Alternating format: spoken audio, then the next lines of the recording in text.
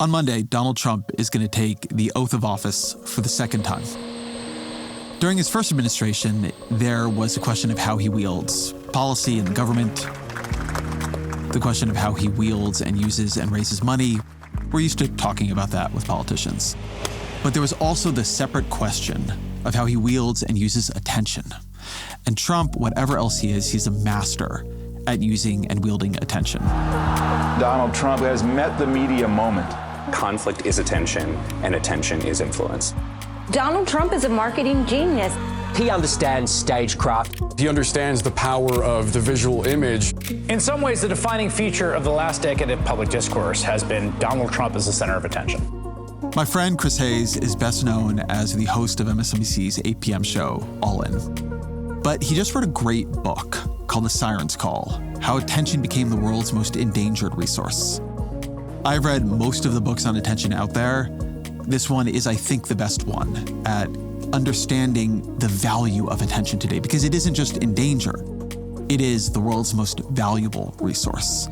And the people who are on top of the world right now understand its value and understand how to wield it. And that's what this conversation is about. It's a curtain raiser on the attentional regime we're about to enter. As always, my email, ezrakleinshow@nytimes.com.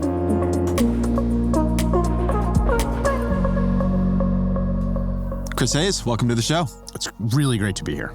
So you've got a cable news show. You're an attention merchant. I am. What is different about the way attention felt and worked in the early 2000s when you were starting out, when I was starting out, and the way it feels and works for you now? That's a great question. One is just there's more competition, so much more competition. The notion now that at every single moment, when you are competing for someone's attention, you are competing against literally every piece of content ever produced. Like, I love this, this thing that happened a few years ago where like Suits, which was a network show, that had became like the most watched show on Netflix. And it's like, it never would have occurred to me back in 2013 that like, I might be fighting for eyeballs with someone watching Suits. At every single moment that you are trying to get someone's attention now, the totality of human content is the library of your competition. And that was not true. I think that was not true in 2000. I mean, it was definitely not true in 2000. It's weird going in a lifetime from the problem of too little content to too much. I remember being a kid and I would read the cereal box. Absolutely. I would read anything around me. And there was never enough. There were all kinds of times in my life when I was caught without anything to read. And now it never happens. There's so much of my life that would be better if I was caught without anything to read. But in my pocket is this portal to, what is pretty close to everything ever written. Pretty close. I mean, I remember a version of the Elias Sports Bureau's like sports baseball compendium of stats. And I just read, who the top 40 ERA pitchers. When I was a kid, I knew the manufacturer suggested retail price of every single car on the road by year. Like I could tell you not just what a Camry cost, right, but what a 93 Camry cost. Right, because you must have had some book. I had like the blue book. Book, right, yeah.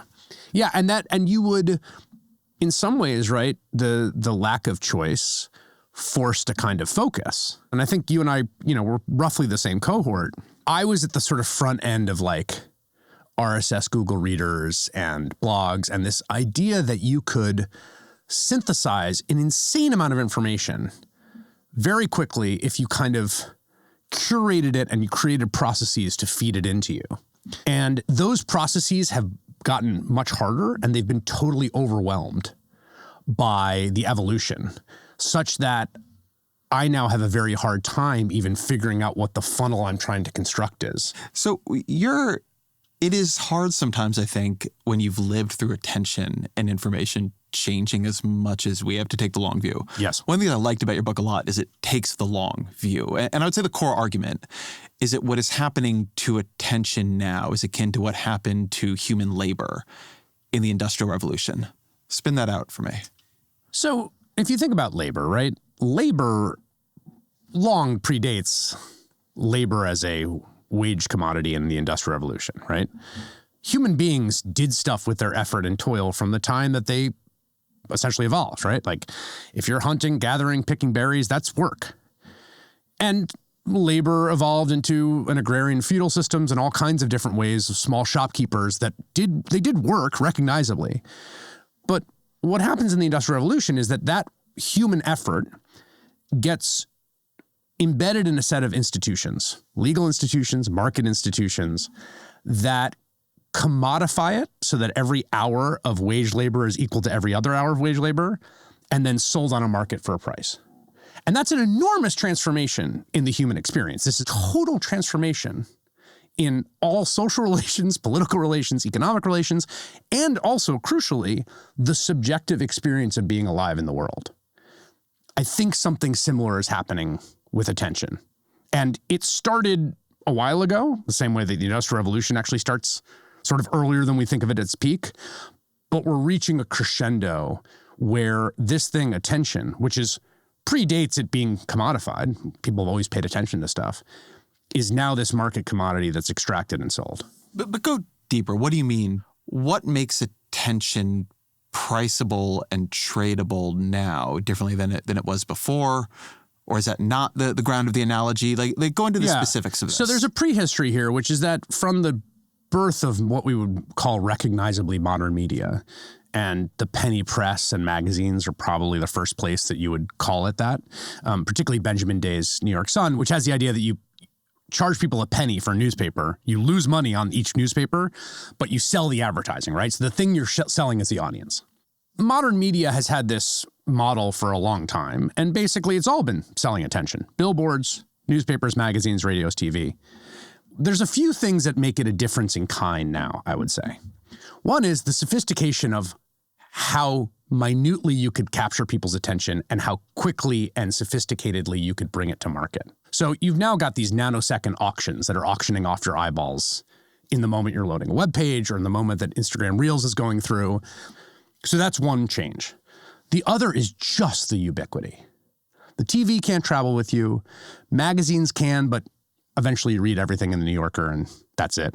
The birth of the smartphone produces a ubiquity of attention to be captured and sold that just represents a kind of break. Like it just wasn't like that before.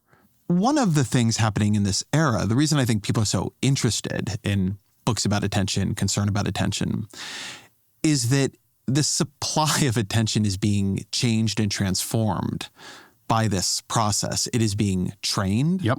My attention has been trained to want more than it used to want, to be more despairing when it can't get it.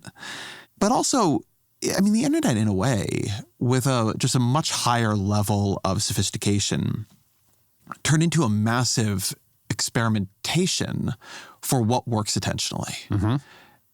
It's just this endless gain of function biolab for attention. Like I really think of like a lot of social media as gain of function research for takes. Yeah. Right. Like if you tweak the take and tweak it and tweak it, at what point does it go viral? At what point does it go too viral and it like destroys your career? Right. Like it can escape the lab in a way. But there's something about not, I think, just seeing attention as a commodity, but seeing it as something that is manipulable, shapeable, changeable, such that our collective attention as a resource is changing, that feels important in this. I agree. And I think, when you had Graham Burnett on the show, who's great on this and attention researcher, he talks about fracking, right? And the point of the metaphor of fracking, right, is that you need more supply. So, there used to be a certain category of oil you could get, and then market demand said you had to go get more of it, and they figured out a way. And there is something very similar happening, obviously, here, right? The expanded supply. So like eating into your sleep hours, that's more supply. Getting children, that's more supply. Looking at 2 or 3 things at once, which would have seemed totally like antisocial and borderline deranged 2 or 3 years ago, 5 years ago, 10 years ago. Watching a movie while staring at another screen. Like if someone did that 10 years ago, you would have been like, what are you? It would be so weird. The qualitative or subjective experience of what attention is shifting. You talk in the book about attention now being the most valuable commodity, the most important commodity, the commodity that so many of the great modern businesses, among other things, are built on, like Google and Meta. And I still think we're realizing it was undervalued, or maybe that its most important value isn't selling it off to advertisers. So I've been thinking a lot about Elon Musk, who emerges in your book as a slightly pathetic figure, right? Trying to... Yes, the book was written before I think he kind of got a second chapter. Yeah, trying to fill this like howling void he has for attention. Elon Musk overpaid for Twitter at $44 billion. It is not a business, as he has said himself, worth $44 billion. On the other hand, the amount of attention that he is capable of controlling and amassing and manipulating through Twitter cannot be traded directly for $44 billion, but is clearly worth, I think, more than $44 billion. Multiples of it. So how do you think about this translation that we're seeing happen right now between attention as a financial commodity and attention as having more worth, frankly, than the money it would fetch on the open market? That's a great point. Yes, I think he backed into the purchase of Twitter based on a kind of howling personal void. But in the same way that Donald Trump backed into the same insight born of his personality and his upbringing in New York tabloid world, he figured something out that has been obviously tremendously valuable in dollar terms. One of the really important ironies here, which I think does map onto labor, is that the aggregate of attention, like lots of attention or the collective public attention, is wildly valuable, right? Volodymyr Zelensky is a great example of this, right? The president of Ukraine. Like, he understands that attention on Ukraine's plight is essentially the engine for securing the weaponry and resources his country needs to defend itself. And yet, even though the aggregate of attention is very valuable, in market terms, each one of our individual attention to second is like pennies, fractions. Yeah, not even pennies. Not even pennies, fractions of pennies. And that was exactly what it was like with labor. You know, when Marxists would say labor is a source of all value, they were right. In the aggregate, take away all the workers and the Industrial Revolution doesn't happen. But to the individual worker in the sweatshop, the little slice of labor that you're producing is both everything you have as a person and worth nothing in the market. Almost nothing. And I think we have the same thing with attention, where it's like, it's really valuable, pooled and aggregated, like the most valuable. Each individual part of it that we contribute is essentially worthless, is pennies. And then subjectively to us, it's all we have. I think attention is now to politics what people think money is to politics. I totally agree. Certainly at the high levels, right? There are places where money is very powerful, but it's usually where people are not looking. Yep. Money is very powerful when there's not much attention. But Donald Trump doesn't control Republican primaries with money, controls them with attention. And I keep having to write about Musk, and I keep saying he's the richest man in the world, but that's actually not what matters about him right now. It's just how he managed to get the attention and become the character and the wielder of all this attention. And that's a changeover I think Trumpist Republicans have made and Democrats haven't. Democrats are still thinking about money as the fundamental substance of politics, and the Trump Republican Party thinks about attention as a fundamental substance of politics. I really like this theory. I think you're totally right to identify that they kind of, it's sort of a sliding scale between the two, which is to say politics that have the least attention, money matters the most. Right. So in a state rep race, yes, right? Money really matters, a state rep race, partly because no one's paying attention to who the state rep is. Local media's been gutted. Money can buy their attention. Money can buy their attention. So like you could put out glossy mailers. There's a lot you can do that, the further up you go from that to Senate to president, the more attention there is already, the less the money counts. And you saw this with the Harris campaign. They raised a ton of money and they spent it the way that most campaigns spend it, which is on trying to get people's attention, whether that's through advertising or door knocking, right? But largely attention and then persuasion, right? I'm running for president. Here's what I want to do. Here's why you should vote for me. Now you can do that at billions of dollars worth, and everything is just like drops of rain in a river, because there is so much competition for attention. And so what they figured out, I think, was that they being Harris or they being Trump? They being Trump, and I think Musk, is that what matters is the total attentional atmosphere. That in some ways it's kind of a sucker's game to try to like pop in and be like, I got an ad. Hey, do you like tax cuts? What do you like? Like all that's just going to whiz past people. That the sort of attentional atmosphere, that's where the fight is. And that's what Musk's Twitter purchase ended up being, an enormous, almost like Archimedean lever on the electorate. I think this is right.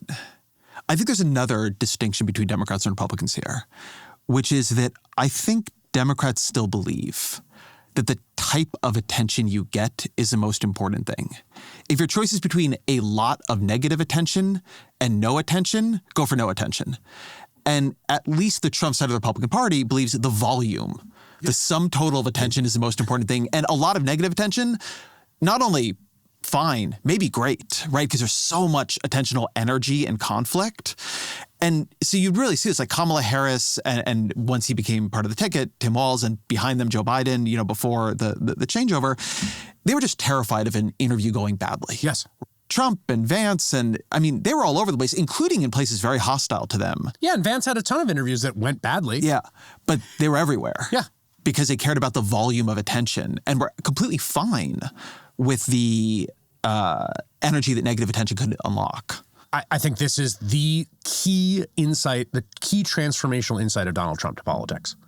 So generally in politics, you want to get people's attention for the project of persuading them. Friends, Roman countrymen, lend me your ears, Mark Anthony says, before he proceeds to attempt to persuade them, right?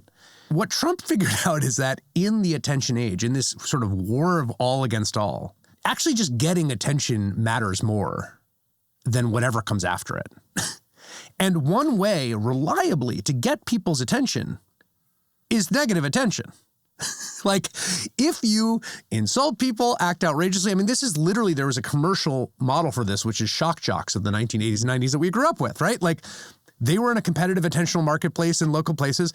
Shock jocks said outrageous things. They weren't trying to get someone to vote for them. They just wanted you to know that they were running the morning zoo. I don't know how to insert into the discourse a strong enough point that Joe Rogan is much better than Howard Stern was. Yes, it's true. Like, nobody quite wants to admit this because now Howard Stern has become this lovable uncle who, for liberals, who has Hillary Clinton on his show, and I think Kamala Harris went on his show. But I think Rogan is the inheritor of Stern, basically. And, Rogan has become much more right-wing in the past couple of years. But compared to what Stern was, Rogan is just smarter and preferable. I think that's probably true. But what I find crazy is the shock jock model has now become a successful model in politics. Okay, but now I think we need to have like a moment of caution, because there's a tendency right now, because Donald Trump won the popular vote by like 1.5 percentage points, which is a terrible win in the annals of American politics, right? And yet there's just like no doubt that Trump and his broad cultural side have won some kind of cultural and attentional victory that is much bigger in its feeling than the actual electoral victory they won. So some of these things both feel true. Like, I'm not sure this works as well in politics, but in terms of changing the culture, like, his win has changed the culture immediately in a way that I would not have foreseen and does not reflect.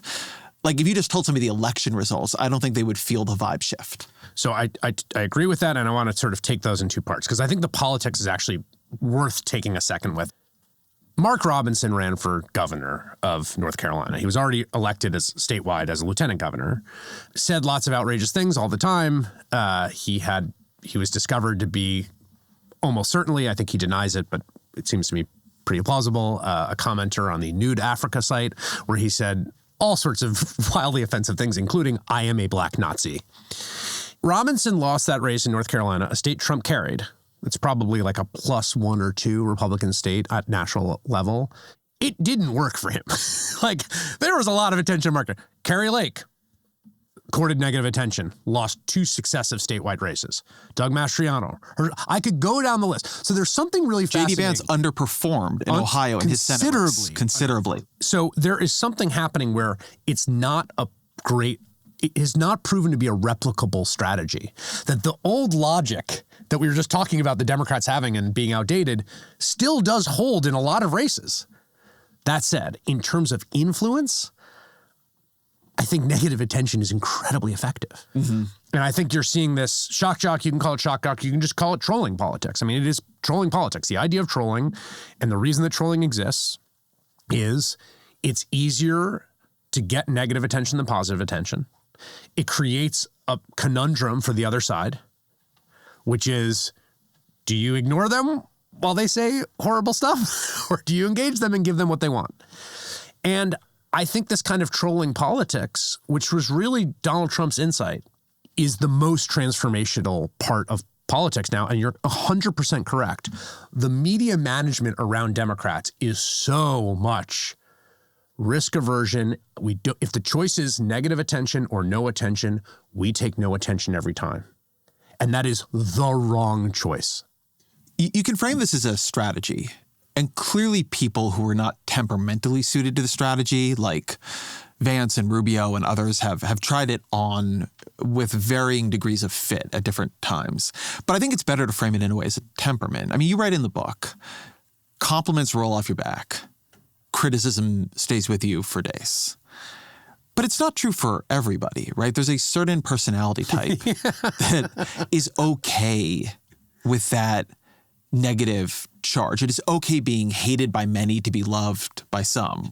A lot of people would not have been willing to absorb the personal polarization Musk has decided to absorb to become as significant as he is. Trump is very similar, right? I think most people would take the trait of being thought fairly well of by a larger number of people, even if not thought that much of by them, in general, rather than absolutely hated by half the country to be quite loved by the other half in order to really dominate the attentional sphere.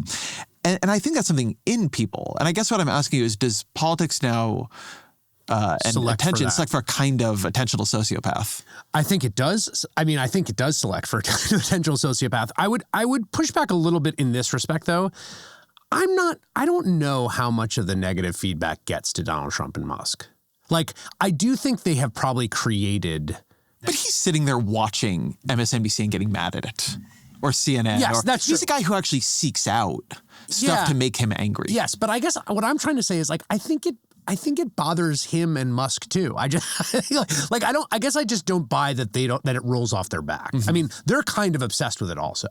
Mm-hmm. So that fixation is manifest differently. It at least doesn't turn them back, right? It doesn't turn them back. They don't recede from the idea that they're sort of Zen-like, well, people are just going to hate me. Like, that's not what's going on, I guess, psychologically. Fair enough.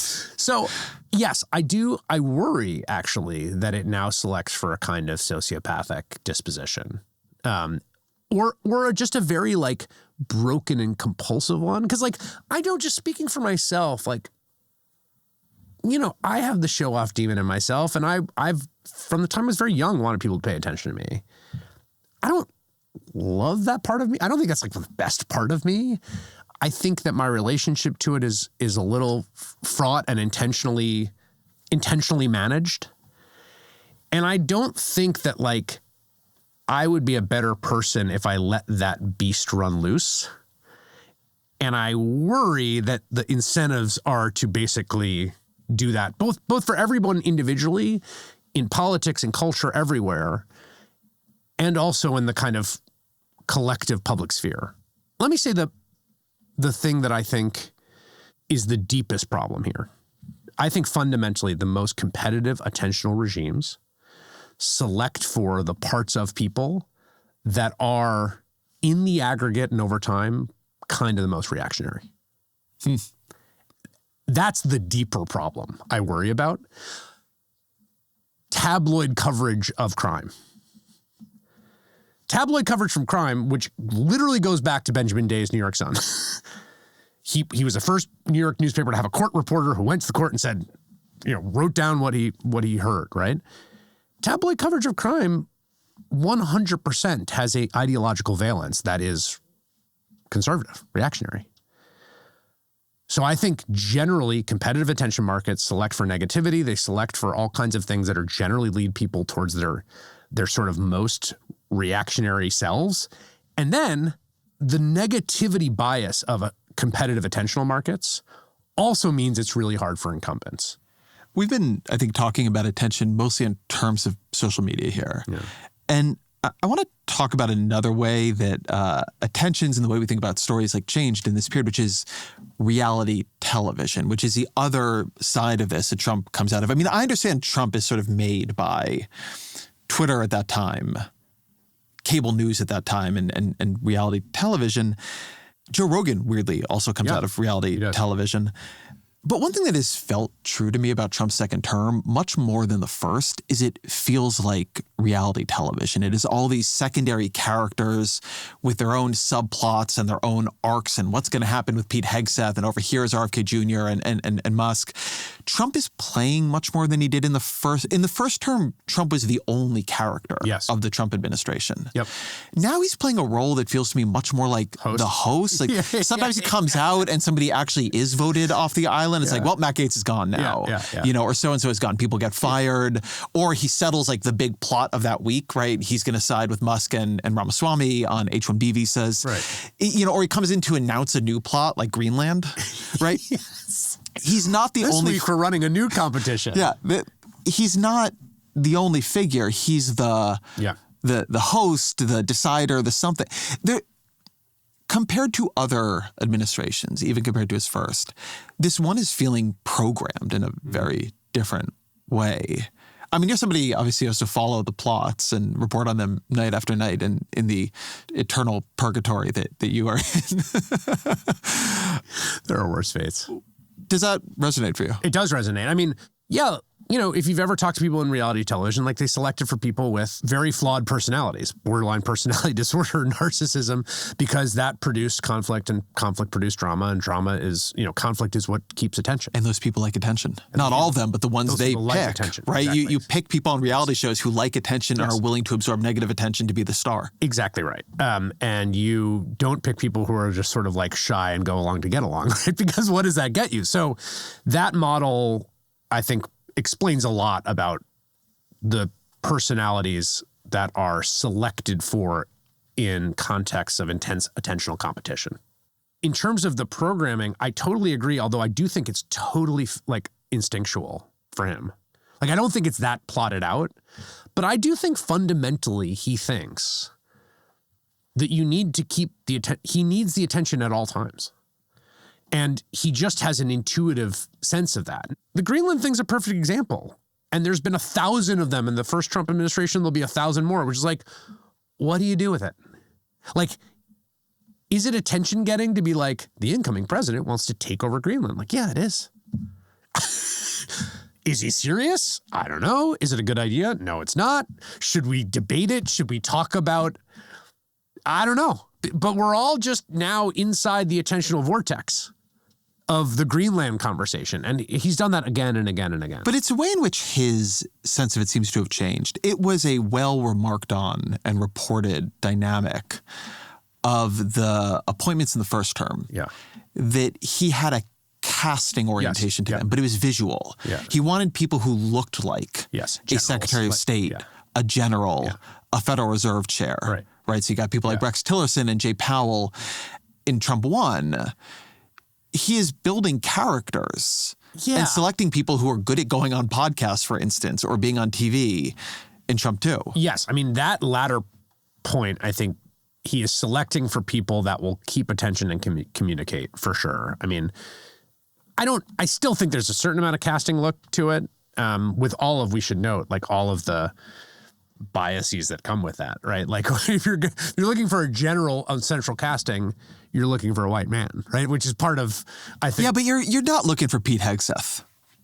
I guess, although I also think there's a certain amount of like, who does he see up on the TV? No, I think there's that, but I mean, it's a different story, right? I mean, Pete Hegseth is a different kind of character. Yes. I mean, he's an underdog in the thing he's going into now. For sure. Right? Like he's, you know, it's more the sort of like a soldier who's going to take over and disrupt the thing. Look, I'm not saying it's all planned out. I'm just saying that there has been a way this feels different. Oh, definitely. I mean, I also think there's also an Occam's razor. Well, I don't know. I also think the man is the oldest man ever to be elected to be president of the United States. And like maybe doesn't want to spend as much time doing everything. And kind of, if someone says, in this season, we're going to let you, like last season of the show, you had really long shooting days. This season, we're going to front some other characters. So like we can cut your shooting days in half. Like, I think there's a little bit of that happening now. I want to ask about the Democrats in relationship to this. And I guess one way to do it is since the election, I mean, any room with 6 Democrats is a postmortem now, whether formally or informally. Personally, my favorite. I'd like to keep this going for years if we can. There are parts of the postmortem that are divisive in the party, right? Yep. Did they, move too far left, or actually did they moderate too much? And what about Gaza? And the one that every room of this I'm in, everybody agrees on is, and it's always said the same way, is that Democrats have a media problem. Yeah. I'm curious what you think that means. Well, I think there's 2 components to that. One, I think you cannot avoid is that whatever you think about Joe Biden's abilities to be president in the sense of doing the job day to day, he was very clearly, and I think irrefutably, incapable of occupying the bully pulpit. Like, I just don't think there's any debate or argument on the other side. Like, empirically, he gave fewer interviews, he gave fewer press conferences. Go watch Barack Obama be president or George W. Bush or all these people to Joe Biden. Like, it just was the case that I think largely due to his age, he was not capable of focusing and occupying the attentional space at the center of the presidency. So you got to start with that. Would it have worked? I don't know. I believe Joe Biden at 67 wins re-election. That he can tell a story about his own record. If you want my counterfactual on this. That's basically what I think I kind of agree with that. And I'll say, I kind of agree with that. Because this is arising with like all the fury I felt about it all year. Going back a year, I talked to people, I will say, because of the way this conversation's happened, at the absolute highest level of the Biden administration. And one thing that they were not shy about saying when I was making these arguments before I even made them publicly about can this guy really run again is I would hear something like, look, Joe Biden can perform the presidency, but he can't perform the presidency, was the way it got put to me.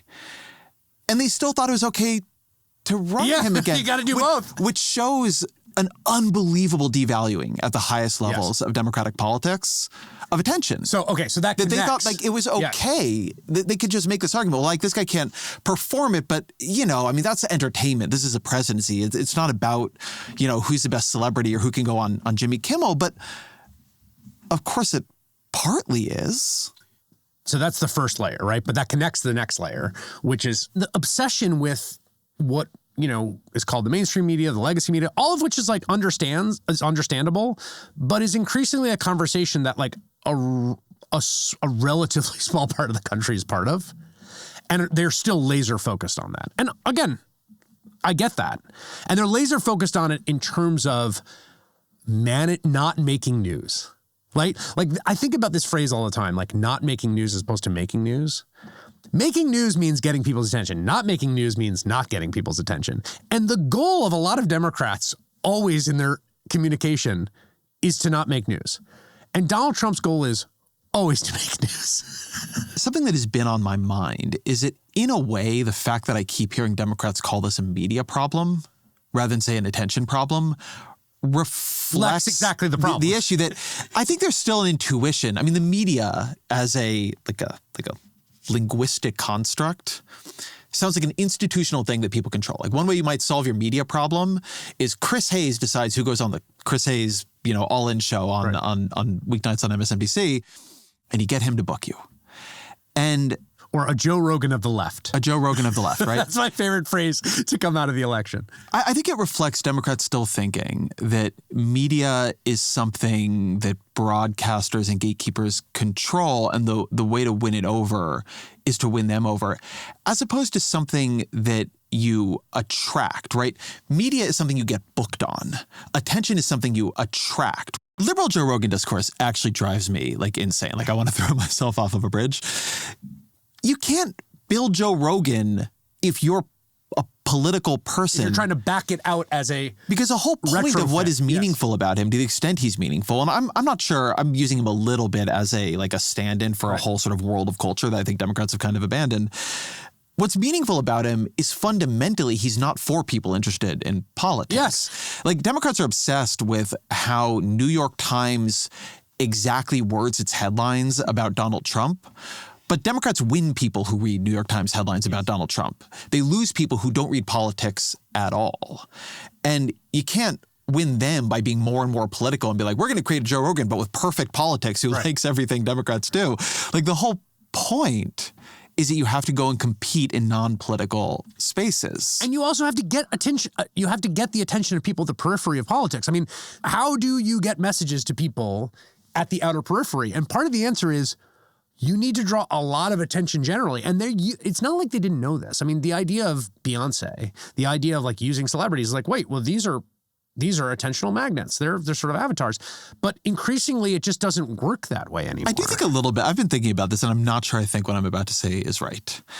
But I think a bit that the media attention cut I'm making was actually there in who the two sides treated as celebrities. Because Democrats treated as celebrities, yes, right? Beyonce and Taylor Swift. And there was this kind of mocking, like, well, look, they've got Kid Rock over there at the RNC. Right, yeah. But the actual celebrities that Republicans were relying on were UFC influencers and random podcasters. And I do think there was a way in which this election, in a background fashion, was testing this question of, well, actually, who are the celebrities today, or at least in a persuasive level, who are the celebrities? Because there were these very buttoned up celebrities where you would get one post from Taylor Swift, or maybe Bad Bunny came in at the end. And I'm not saying that stuff didn't help Democrats a bit. And again, you can overstate how much any of it mattered. Yes. But I do think there was a way of not seeing that in this world, like, there are a bunch of people who are not named celebrities by the media, but they are influencers of massive power now, because they're just like, they're good at competing and getting attention and building direct relationships with their audience. Steve Jobs had this saying that it's not the customer's job to know what they want. And I do think there's a little bit of like Democratic like obsession with numbers and market research. That's like, well, what do the numbers say? And part of this is just innovation and improvisation and trying new stuff that hasn't been tried before, as opposed to backing out what you think the expectation is. And that's really true, I think, with attention entrepreneurship, which is not just to like look what does best in the algorithm and not just look at the data, but to try new things. Like, I don't love Joe Rogan's politics, but Rogan's a really good podcast host. It's a really good show.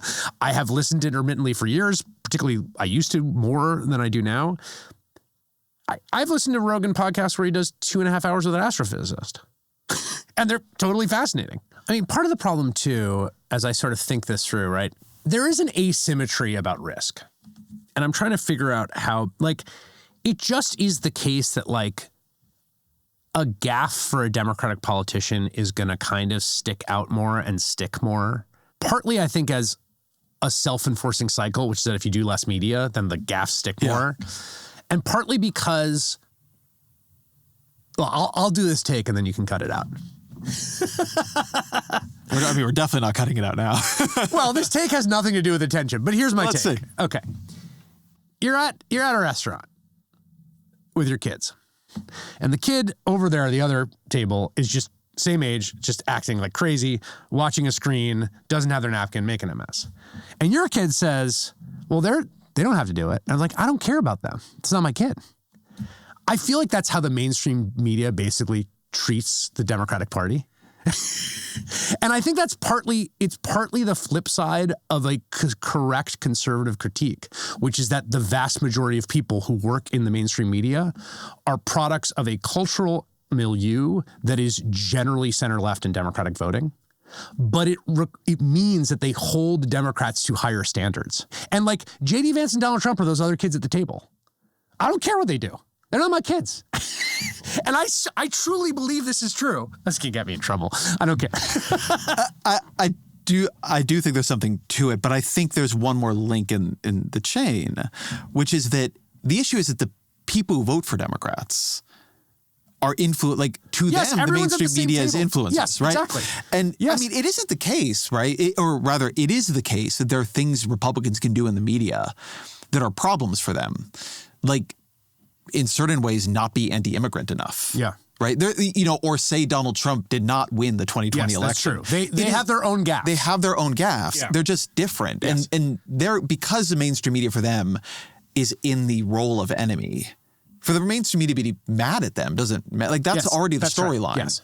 So I was running these numbers because I was going to write a column about this, but I don't think I am now. So I'll say it to you instead, which is that by 2000, Fox News is it is a big enough force that one can take it seriously. Conservative talk radio is mature and is a big deal. So look at the 7 elections since 2000, presidential elections. Republicans win the popular vote in 2. Yep. In the 7 before, they win it in 4. Yep. Now, we know that Fox News persuades people to go right. And we know that Fox News is watched by people. And yet we also know that Republicans are performing worse as Fox News and right-wing media become more powerful. And I always think the reason for that is that Fox News has made Republicans weirder. Oh, yes. And detached them from, the center. I don't think Donald Trump is electorally optimal himself. And so there's this weird way where you got to be very careful with this idea of I want this propaganda machine. Yes. Because the first person the propaganda machine is going to convince is you.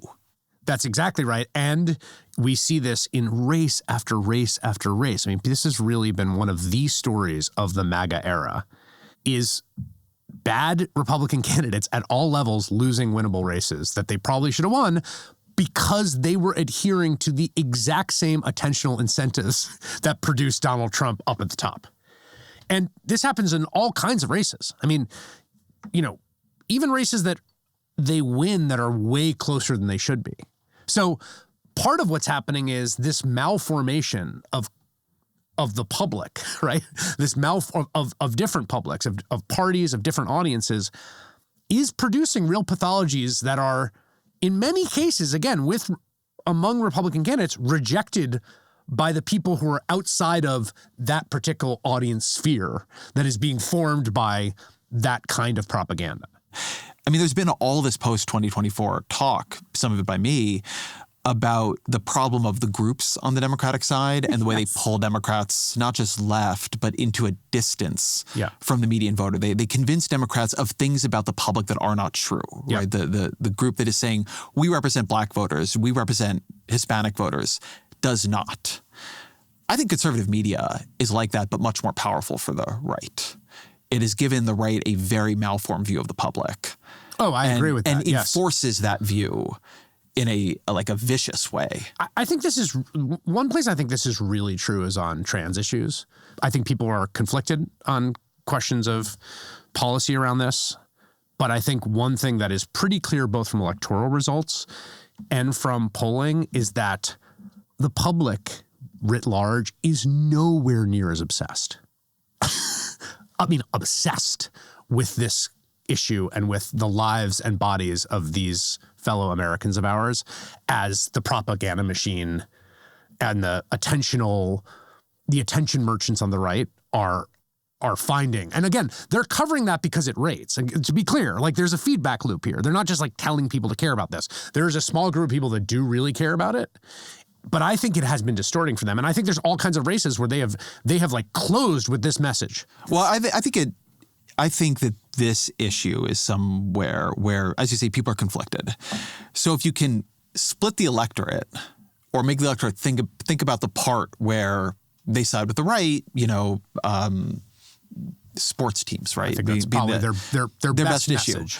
But the issue, I think that, and I've said this a bunch, that one reason, just politically, I think Democrats should be thoughtful about not veering too far is that what's about to come is cruelty. Yeah, right. And people don't like cruelty. Yeah. And most people don't like cruelty. Most people don't like cruelty. Some people like cruelty.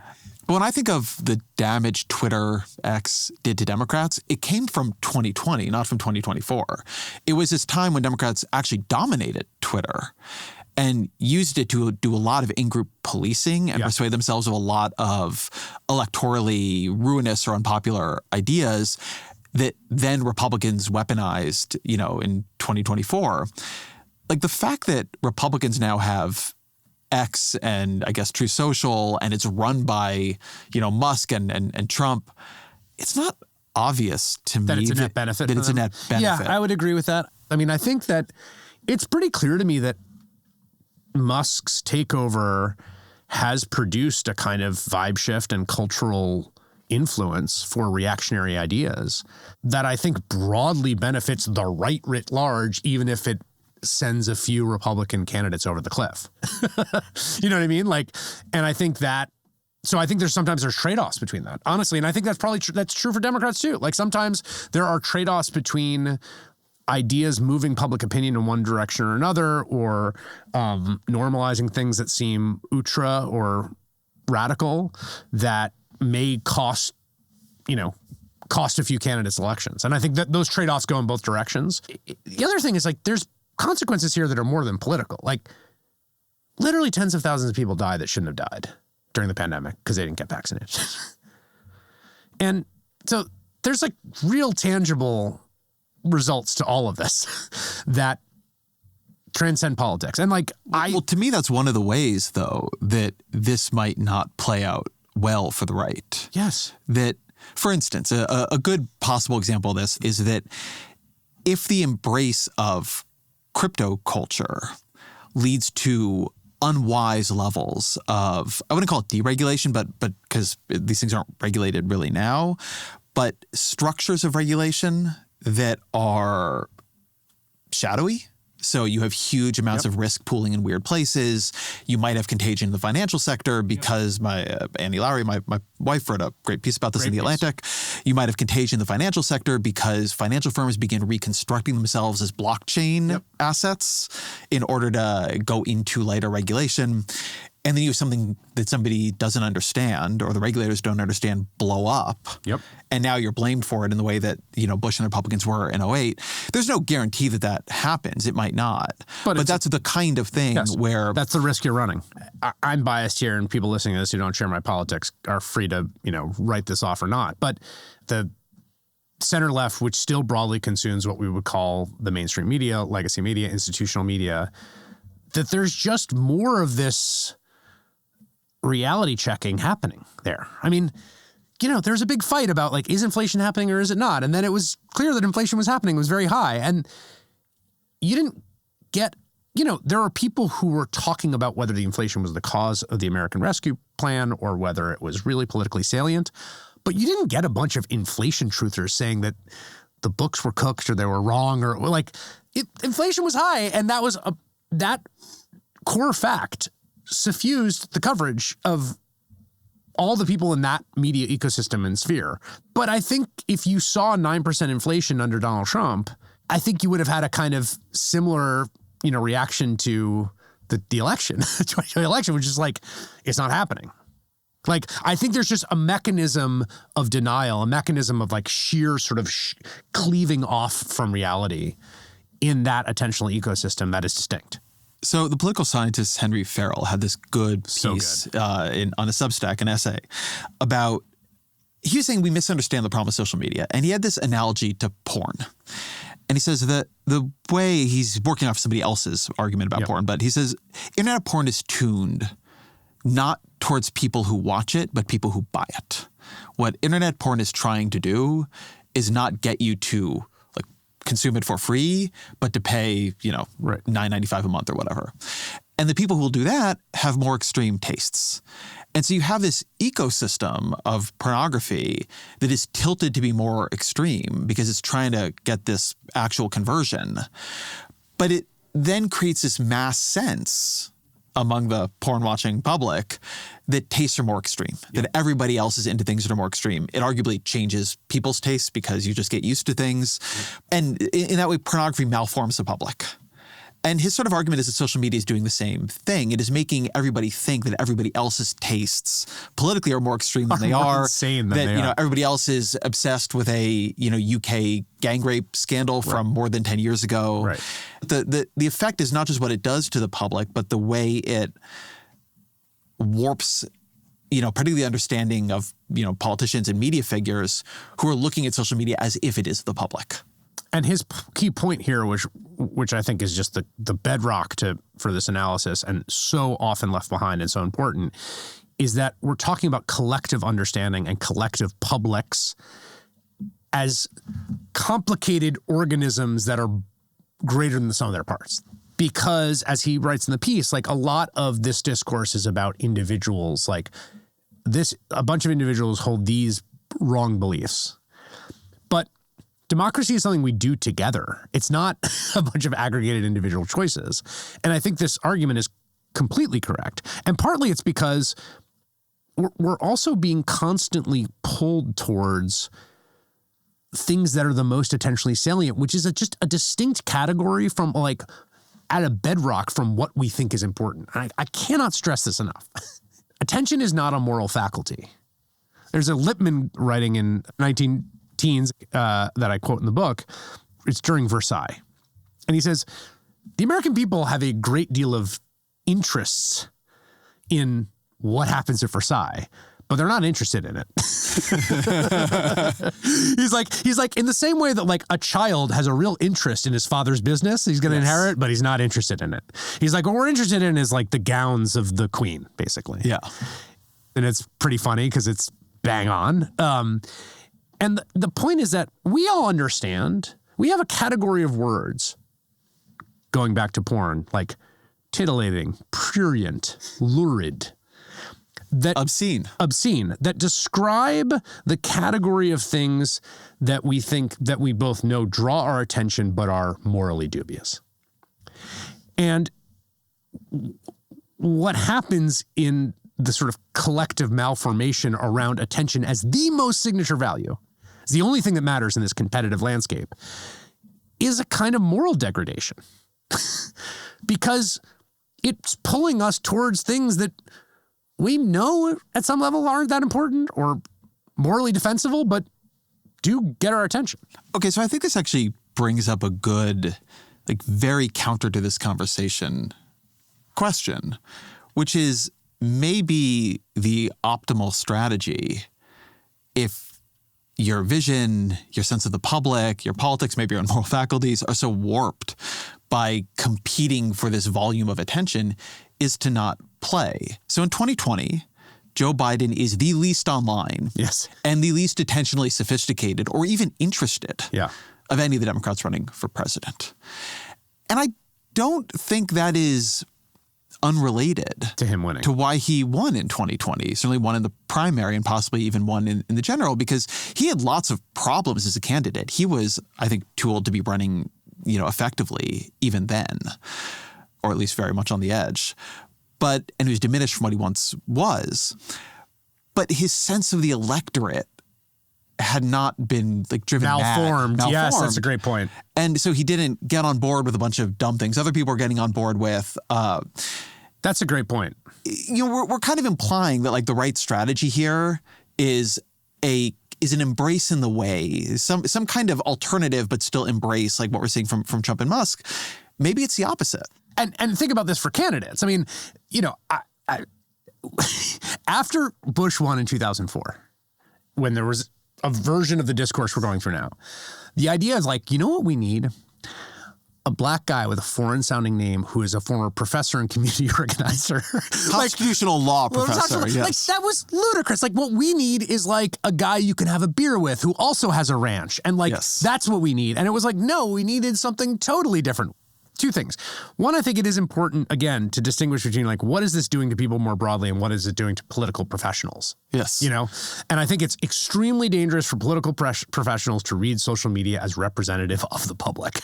I also think you shouldn't just ignore it as online or Twitter is not real life, because increasingly there is no distinction between the two. But there are different selves that we have. There's a self that wants to read a novel and the self that scrolls Instagram. There's, the self that doesn't want to eat that third cookie and the self that does eat the third cookie. There are different publics too, in that same way. Within the public, there's a public that feels very compassionate towards immigrants, feels proud of America being a nation of immigrants, and there's a public that feels like they're being ripped off and invaded. And sometimes they're the same people. Often they're the same people. But Farrell's whole point is that these publics are formed collectively. So I think it's important, that political professionals don't make this simple representational mistake, which I agree with you, has led to a lot of poor choices. Like, people on this social media platform are screaming to me about this means there's some constituency behind them. And yet, as the line between reality and online breaks down, the vanguard of people screaming really do have cultural significance. That's true. But here's one of my big theories, and we'll know in 4 or 8 years if I'm right. I think we are ready, or very near ready. And I see it in the states and counties banning phones in schools, and just like the discourse for true backlash. And yes, I think that the next really successful Democrat, although it could be a Republican, is going to be oppositional to it. In the way that when Barack Obama ran in 2008, and I really think people forget this part of his appeal, he ran against cable news, against 24-hour news cycles, against political consultants, right? Yes. People didn't like the structure and feeling of political attention then. And I don't think there was anywhere near the level of disgust and concern and feeling that we were being corroded in our souls that there is now. And I think that at some point you are going to see a candidate come up who is going to weaponize this feeling, right? That they're going to run not against Facebook or Meta as a big company that needs to be broken up. But all of it. They're going to run against all of it, that like society and modernity and politics shouldn't feel like this. And some of that will be banning phones in schools, right? It'll have a dimension that is policy. But some of it is going to be just absolutely like radiating a disgust for what it is doing to us and to ourselves. I mean, your book has a lot of this in it. I think that political space is weirdly open, but it seems very clear to me somebody's going to grab it. I could not agree more. Even before we get to politics, Thoreau for president. But not Thoreau. I really think this is important, right? It's not somebody. You can't drop out and run for president. It's not somebody who is withdrawing and wants to live on a lake. Obviously. There are people like that, right? It's more like John Haidt. Yeah. Right? It's more like what he is channeling. I mean, but channeled into politics, which is an actual anger at it. Yeah. It is not supposed to feel this way, right? And I don't think it's just going to be like, we're going to get rid of TikTok, but it is going to be something about this culture and society has fallen. I think it's a keen insight. I agree. And what I thought about is like, sometimes you'll read historical dispatches from like peak industrial London. And people are just being like, this is the most disgusting place that has ever been put on God's earth. Like, it's just sewage and coal ash in the sky. Satanic mills. Just satanic mills. Just the sheer stench and just like, what have we done? How far from God we have fallen in this shit. And they were right. Like, it was genuinely disgusting. And, it did reach a point with all of these things, particularly the worst depredations of the Industrial Revolution, where people had enough, and they're having enough was represented in a million different political tendencies, cultural movements, manifestations. And we are at that. I mean, it is in the course of writing this book. I mean, literally from the conceptualization of this book for an essay that I wrote in, 2022 to this book coming out now, we've already moved a tremendous amount. I mean, when I first started telling people about this book, we're like, attention, and now it's like, right. Saying I've been obsessed with this for years. Well, you have for sure. Yes. Yes.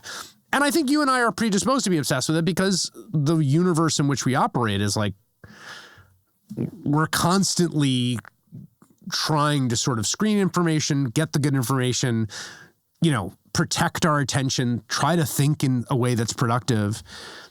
But I just think the ubiquity of this, I mean, yes, I think there's an wellspring, an untapped wellspring for a total rebellion against the way it feels to be inside your mind at this particular moment with this particular form of attention capitalism. And the way it feels to be inside, like, the collective's mind. Yes. Even, I know a good number of Trump supporters. And they may like him, but they don't like not how he feels, but how all this feels. No one likes it. Right? Nobody likes it. No one likes it. Like that is there, right? It's a thing that Obama was very good at working with, right? That is there in its modern version, I think, to derive energy from. Before any of that happens, though, he's going to be president again. You've probably heard. And I'm just hearing this now. How do you think, I'm sure you're thinking about this, how's your coverage of Trump in 2025 and his White House, knowing everything we know about the way attention works under his presidency going to be different than it was in 2017? The one thing that I tried really hard in the first term, which I thought was important, and I think I mostly succeeded at, but certainly not always, was modulation. That to me is a central question of modulation. If you turn the dial on the stereo to 10 and leave it there, it will sound like 5 eventually. And then you can't turn it up past 10. And this was something I was intentional about the first time, but I think even more intentional now. And I think you see some of this, like literally no one's saying anything about Marco Rubio as Secretary of State. It's fine. That's fine. Yeah. That's fine. I mean, wouldn't be my choice, but I don't get to choose, and wouldn't be a Democratic president's choice. But and that's not to say that like no one should raise any concerns. Let me ask you something. In terms of coverage. Let me ask you something about the negativity bias and the incentives it sets up, right? Obviously, the future of the Republican Party is not highly determined by what MSNBC hosts say about different Trump appointees. But there is something about a world where Marco Rubio gets no coverage for being who knows what kind of Secretary of State he'll be, but plausibly a more normal, thoughtful, Marco Rubio is a politician who works hard and like tries to think about ideas. He's also genuinely qualified for the job. Compared to a Pete Hegseth or a RFK Jr. or Tulsi Gabbard, right?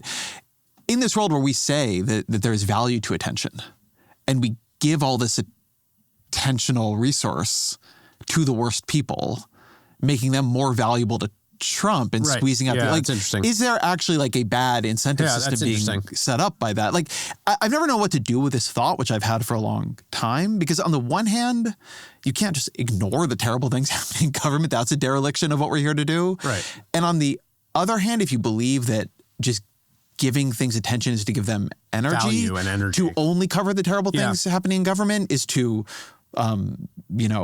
not empower like the Doug Burgums and Marco Rubios in the future. Like there feels like some tension here that the media has never known what to do with. I think that's interesting. I mean, I think that I don't know. I don't have a worked out theory for how to deal with that, but I think it's a good point. I have a broader thing I've been thinking about a lot. This phrase that is like on a brainstorming notepad of mine, and I've thought about a million versions of it. The phrase is the opposite of doom. And I think about this a lot because I think that we live in a doom-obsessed time, doom scrolling. We do not live in an age in which we have a conception of the opposite of doom. We do not live in an age where we have a lot of conceptualizations of utopias. There's different ages where all sorts of different people are planning their utopias. Spiritual leaders, architects, political leaders, this is it. This is what it's going to look like when we figure it all out. No one does that anymore. I mean, literally no one does that. Like, I can't think of a modern contemporary version of utopia. Maybe in some version, the sort of Trump, I'll fix everything personalist is the closest we get. Personalist vision of fixing everything. And the reason I think about this is I think it's probably really important to us in our collective public and individually to put our attention towards a vision of what we think something great would be. And it relates to this question about the individual coverage decisions, which are absolutely affected by negativity bias, like 100%. And conflict too. Like there's a fight over Hegseth, as there should be, and there's not a fight over Rubio, and the conflict drives the news. I mean, that's as old as news. But the reason I bring all this up is because I sometimes think about it just in terms of like putting attention on things that have worked as opposed to things that haven't worked. So not so much about individuals or members of the cabinet, but like I was thinking about this the other day, like 30 years ago, it just was inconceivable we would cure HIV/AIDS. And it's amazing that we essentially have, and we've done it through the labor and work of people across all sectors of society over the course of decades that took a thing that just felt horrible and intractable and made it so much better. And there's just so much less attention on those stories. And I think it is making it harder and harder for us to conceptualize that it is possible even to do good things and to solve problems. All right, I have a lot of thoughts on this. One is that, I mean, you and I both know there have been a million efforts in journalism to do solutions-based journalism. Yes. Right? Good news, Good news journalism. And they don't work in part, not that they don't work at all. No, but it's And hard. this is as you make the point of, at the beginning of this conversation and often in your book, attention is a business. So when they don't work, your cable news show gets replaced, right? With somebody who will do doom. Yep. On the other hand, one of the things I really believe about the podcasting world, one thing that makes me very hopeful about it, is these podcasts have built, huge, unbelievably huge audiences, not being primarily about doom. Agreed. Right? They don't actually have a big negativity bias. They're very hopeful. They're futuristic, right? The obvious thing to say is the opposite of doom is hope. But I think the opposite of doom is curiosity, at least in this respect. I don't think it's utopia. I think it's something about curiosity, interest, beauty. There is this way that doom is a belief that we know how things are going to go. Mm-hmm. Comforting in its own way because of that. Comforting in its own way because of that. And mystery feels to me like an opposite of doom. Yeah, that's good. And that there's a dimension here where I think what has gone wrong in a lot of this journalism is it feels hokey and cliche, and it has, it is actually too much the opposite of doom. When the problem is like you want to be on another dimension entirely. That if the only question is things go good, things go bad is more attention grabbing. If the question is things go bad or are there UFOs? Right. Things go bad or this novelist speaks unbelievably beautiful. Because I see it in the ratings of this show, right? I can get very high downloads for Trump episodes and very high, particularly over time, downloads for a novelist who describes the world in a really beautiful way. I don't think the opposite of doom is hope or good things or utopia. I think for attention, it's curiosity. It's curiosity. It's interest. Oh, have you ever thought about it this way? Or isn't that weird? I want to make a point that I'm afraid is boringly technical after what you just said, which I am chewing on. I also think the technological infrastructure of podcasts matters tremendously. You've talked about that line from, I forget who wrote, "Wherever you get your podcasts is a radical statement." That the fact that podcasts have built audiences largely outside of algorithmic feeds, have built them through an open protocol called RSS, that technical backbone actually matters for precisely what you're talking about. Part of the reason podcasts have flourished, 2-3 hour podcasts with novelists about obscure topics, long solo monologues about history. I mean, all sorts of stuff, is because they're not embedded in the same technical attentional marketplace. And I think that really matters a lot. And I think it's actually really hopeful, because I think one of the things to remember here, and this is really an important point, everyone has wiped this from their memory, but the first version of the mass internet was a entirely commercially engineered mass internet with Prodigy, CompuServe, and AOL. AOL emerged as the winner. AOL acquired Time Warner. AOL was the belle of the ball in this huge company, and it was a walled garden, and you dialed up and you were in this little world that was curated by these large commercial entities. And that was destroyed, partly, ironically, because of Mark Andreessen's development of a graphical user interface to a non-commercial open internet that rewarded curiosity, that rewarded people connecting about obscure topics. It rewarded hobbyism. It rewarded obsessive small little corners of knowledge. It's already been the case once that an open internet animated by curiosity defeated a closed commercial internet. It doesn't have to be the case that the version of the commercial internet we have now is still the same one. So that to me is really hopeful, though, because we have divided selves. We have divided desires. There's different parts of us that want different things, and different market setups, technical setups, institutional setups can cultivate different parts of those selves.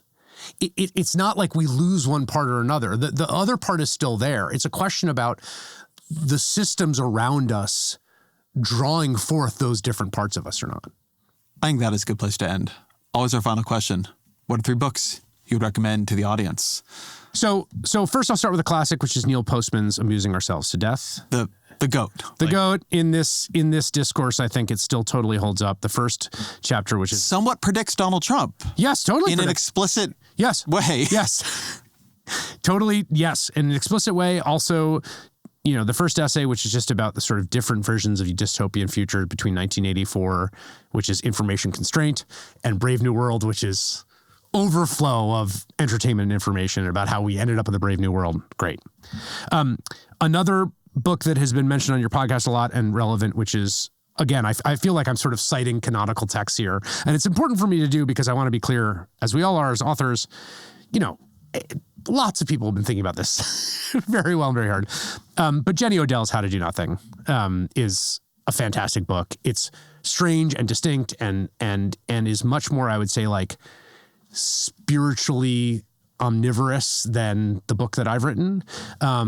More sort of interior in its focus too, about how you kind of do this work with yourself and with other people as a kind of like collective radical undertaking.